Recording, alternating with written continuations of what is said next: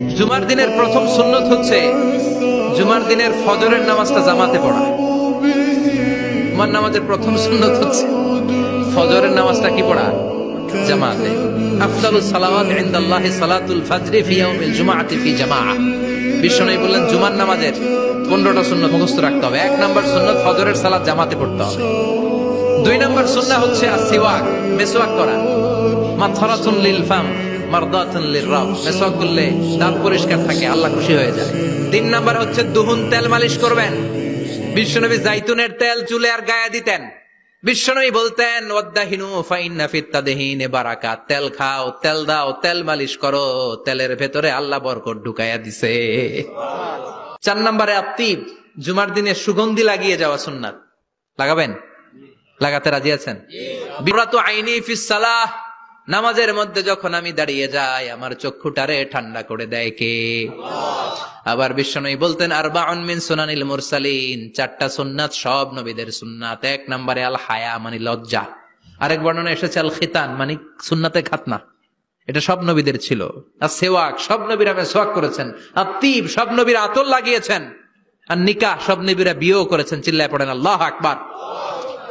লিবাস আহসানা সিয়াব, সুন্দর জামা পড়া। নট নেসেসারি যে নতুন জামা হতে হবে, পুরাতন জামাও ধুয়ে আয়রন করে পড়লে একটা সৌন্দর্য আছে না নাই?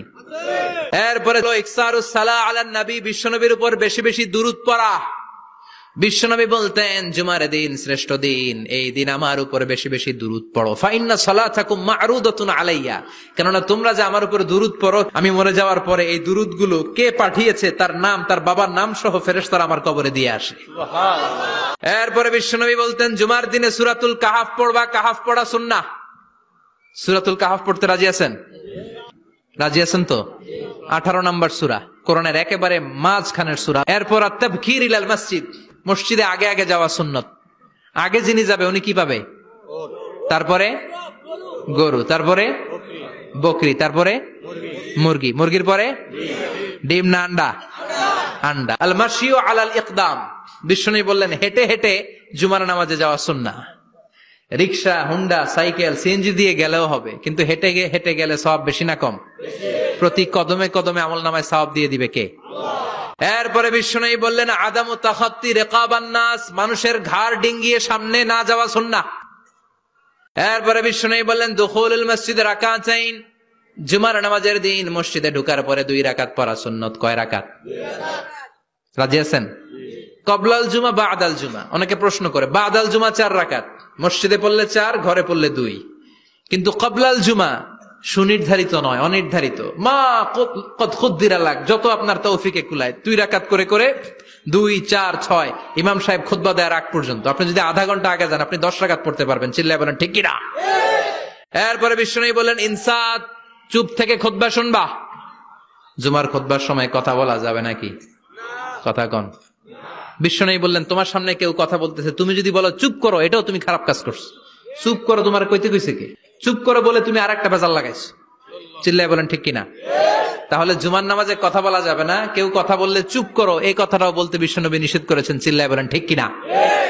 এরপরে মজার একটা কথা বিশ্বনবী বলেছেন জুমার নামাজ পড়তে যেয়ে যদি কারো ঘুম আসে জায়গা চেঞ্জ করে বসো। জুমার নামাজ পড়তে যেয়ে ঘুমান না, এরকম কে কে আছেন আল্লাহর ওলি? হাত তোলেন। হাত তুলতে পারবেন? আমিও তুলতে পারবো না, আমি কত ঘুমাইছি। জুমার খুতবা শুনতে গেলে ঘুমাস, কারণ রহমত নাজিল করে কে? আল্লাহ। পুরো মসজিদের ডানে বায়ে রহমতে ঠাসা, খালি ঘুম আর ঘুম। আছে না নাই?